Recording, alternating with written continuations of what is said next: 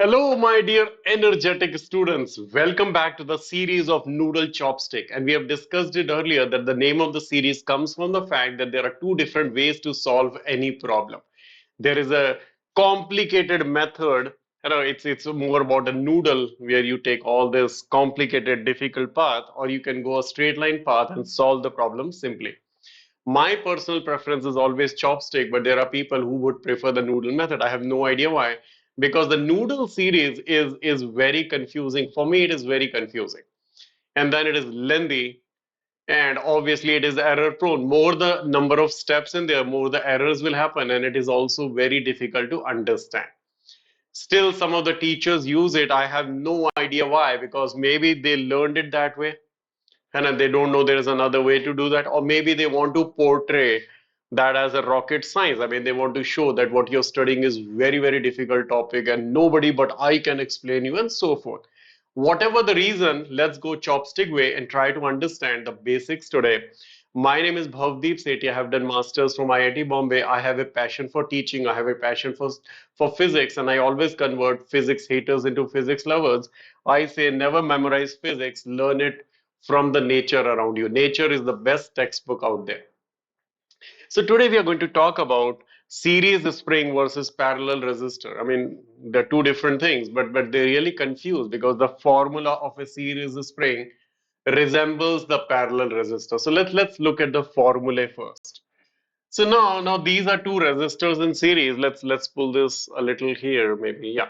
So two resistors in series and two resistors in parallel. Similarly, you have two springs in series and two springs in parallel. Now, formula really confuses because if you look at the resistors, the net resistor is given by R equals R1 plus R2 in the case of series. Now, in the case of springs, the formula is different for parallel and series than what is in resistor. So resistor, let's first write for the resistor here. So for parallel, resistor formula is more like 1 over R is equal to 1 by R1 plus 1 by R2. Now, this is a parallel combination, this is a series combination. Now, when you come to the world of springs, the formula really confuses because when it is parallel, this parallel combination behaves like the series. So you would say here that the equivalent spring constant is K equals K1 plus K2. If you do not know what is the spring constant, not to worry. In the noodle chopstick series, I will cover prerequisites also. So don't worry, we are going to cover that right now. Now, in the case of series, it's more like 1 by K equals 1 by K1 plus 1 by K2. So you can clearly see the series spring formula is like parallel resistor and parallel spring is like series resistor. Now, there are different explanations to this. So different teachers will explain you differently. Some of them will ask you to simply memorize that this is the case, and others will try to derive it for you. So there is a simple derivation out there where you can say, in this case, the net current is same. In this case, the potential is same. Similarly, here you can say the force is same for both of them, and you can derive this, and then you can say the extension is same, and you come through this. And trust me, the derivations are very easy, two or three lines of derivations. But the whole point here is, okay, I understand derivations, I understand mathematically why this formula is, but it doesn't give me a visual insight into it.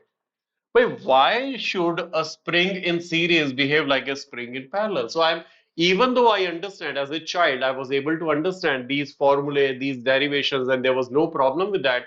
For me, the challenge was unless I understand conceptually, I don't really understand it. I mean, I understand it from the exam point of view, but not to my curiosity. My curiosity is always, okay, I don't understand why the common sense doesn't tell me why this is. And this is what I sat down and I tried to analyze, and this is what I came up with. So first of all, prerequisites. What is resistance? Resistance is all about, so let's say there is a wire here and in the wire, this is a metal wire, so metal as in conductors. So let's say this is copper, there are free electrons. So there are electrons here. Let's take one electron. This is a free electron. Now, once you plug in a battery, so let me make a little fancy battery here. So this is a battery with a positive terminal here and a negative here. So this side is positive. This electron tries to zoom towards the positive terminal because the electron is negative, that side is positive. But this is not an empty space. There are ions out there. So there is an ion here, there's an ion here, there are so many ions. So while this electron tries to zoom, it collides, collides, and these collisions cause resistance to the flow of electrons. More the collisions, more the resistance. Now, common sense tells me if the wire is thicker, the electron can pass easily. If the wire is thinner, the electron would have a difficulty in going through it.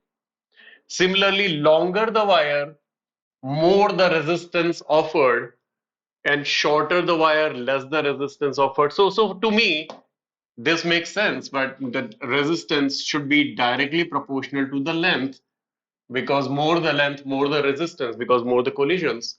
And also resistance is inversely proportional to the area of cross section because if the wire is thicker, then there's a good chance that electron can just pass through. So when I combine all this, I get resistance is equal to some constant, and all this thing has to be clear to you. You are preparing for NSEP or some Olympiad or JEE or NEET. So proportionality removal requires some kind of constant there. That's the rho there. So this is the basic of resistance. Now come to Young's modulus. But before Young's modulus, let's understand spring force first. So what is a spring force? So basically, let's say there is a spring here. Every spring has a spring constant K. And what does that tell me?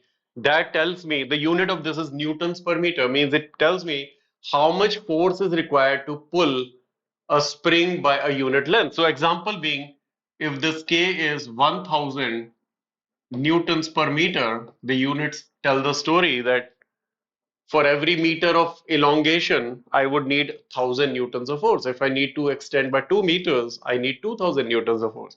So the force required here to stretch the spring would be the spring constant times the change in length, where delta L is the change in length. If I want to extend by 1 meter, I would need 1 meter times 1000 newtons per meter. Meter cross out 1000 newtons of force. So this is the story about spring force and spring constant. So this K is resisting the extension here. Now, to me, also it makes a common sense that if the wire is thicker, if this is thicker, the force required has to be more. That is, the K has to be more. Think about it. Thicker the wire, more effort required. And more effort required means for the same extension, if more effort is required, K has to be more. So I can say K is proportional to the area of cross section. Now talking about the length, let's say this was a 1 meter long spring. To stretch it by 1 centimeter, I need some force.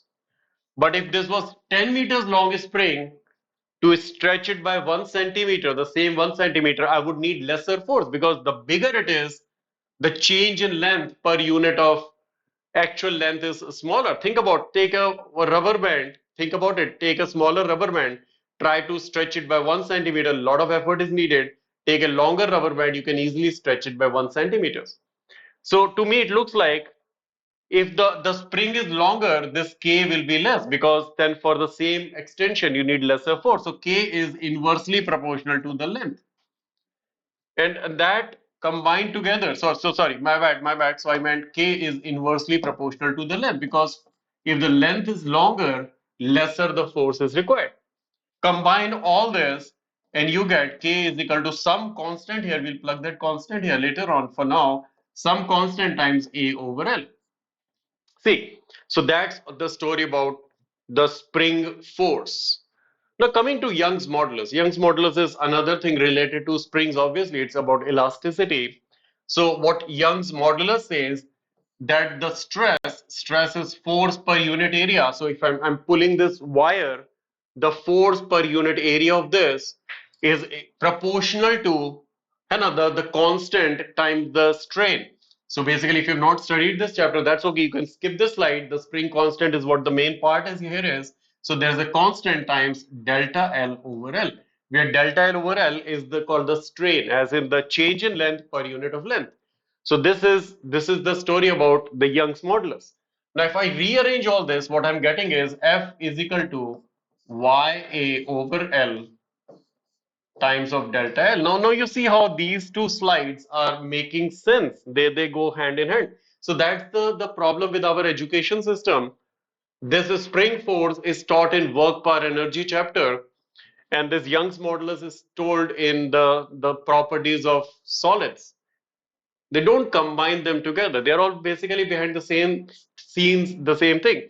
So the force required to stretch by delta L is some constant times the change in length, which is the same here. So now if I try to see the resistance versus the spring constant, what was my resistance? Resistance was rho L by A. Resistance is rho L by A. That's more the length, more the resistance, more the area, less the resistance. But the spring constant was YA over L. The way the spring constant is actually defined is more the area, more the K. Because if the wire is bigger, thicker, not bigger, thicker, if the area is more, then I need more force to pull it. But if the length is more, I need less force to pull it. So see how these things are little opposite, inverse of each other. Now think about resistors in parallel, or let's start with series. So there is a resistor here, there's another resistor here. Don't you think effectively you're increasing the length here? So don't you think because of this proportionality, more the length, more the resistance net has to add up here, isn't it? Now, similarly, if I go in the zone of springs, when there is more area, there is more resistance to the stretch. So more area would be if there is a spring like this and you combine it in parallel to another one. So isn't effectively there is more area? So when you combine them in parallel, wouldn't the spring constant actually increase K1 plus K2? Because if this area is, let's say, 2 units, this area is 3 units, effectively now you have 5 units of area. There is 5 units of K. And that is why the series of spring, or sorry, the series of resistor behaves like a parallel of a spring. And that is the reason. Now, similarly, if you look at, if I have empty space here, I don't have empty space, but I'll do it here. So let's talk about resistors in parallel. So if you have resistor in parallel, this is one resistor and then another resistor, aren't you effectively increasing the area of that? One resistor, another resistor. So if these are the two resistors, now resistor and area go inversely proportional. So resistance has to decrease. And if you know basic mathematics, you would recognize that 1 over R is equal to 1 by R1 plus 1 by R2. This number R will always be lesser than R1 and R2. So just go do your own calculations here, do your own common sense. The purpose of this class is not to spoon feed you. You try to see why this would happen now. Similarly, when you talk about springs in series, when you're combining springs in series, aren't you effectively changing the length, increasing the length? When you increase the length, K has to decrease, and that is why 1 by K is equal to 1 by K1 plus 1 by K2. Now, this is the purpose of this class. The purpose of this class is to motivate you to basically do your own analysis. If you just blindly follow what I told you, that defeats the purpose of this class. The purpose of this class is to motivate you to think beyond your textbooks. If that was easy, then I'm going to bring more such videos like this. And again, I encourage you that whatever I taught today, take a blank paper and try to explain it to yourself. That way you will learn. Now we have recently launched NSCP Module 3. If you're interested, you can join that. So there are 5 modules in NSCP course and we have already completed 1 and 2. This one is the third one that started on 16th of May and classes have started, but you don't have missed much because there's a little study break going on. And also because if you join now, I'm going to give you these 2 recordings for free. Plus I'll conduct extra classes for you for your missed portions. So you can join this 25 lessons of live teaching, which is like 37 and a half hours because each class is 1.5 hours. And I'll just show you the pricing also. So this course will be conducted 6 to 7:30 p.m. Monday, Wednesday, Friday. These are the scheduled classes, but we conduct extra classes also. Price is only 2,500 rupees minus 10% discount. So if you apply this coupon code is going to give you 10% off BS Pro 1. So effectively, you're saving 250 rupees. But better offer is if you buy modules 3, 4, 5, which is 2500 times 3 minus 1000 rupees. So you get 1000 rupees discount there. Plus, you also get 10% discount. So it's like both the discounts can be applied. So 6500 minus 10% gives you 650 rupees less, 5850 rupees. You get the three modules. Plus, you also get the recordings of all the previous modules. So there is a test conducted on Sundays. You get assignments after each chapter. Not each chapter, sorry. You will get assignment after each lesson. So when the class is on Monday, you get assignment on Monday. Class on Wednesday, you get assignment on Wednesday. Then you're also part of a Telegram group, not a channel group, where you can ask doubts. Your doubts are cleared. So those are the features that you get.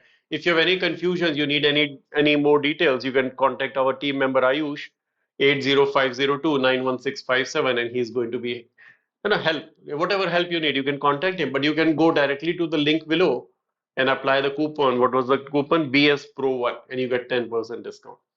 Now, I'm always proud to show these photos here. So Ayush, sorry, uh, Dhruv Shah is our student, and I still remember those days when he joined us, and he was like kind of preparing for our NSCP exam, and then he went all the way to Indian Physics Olympiad, then International Physics Olympiad, and he won a gold medal.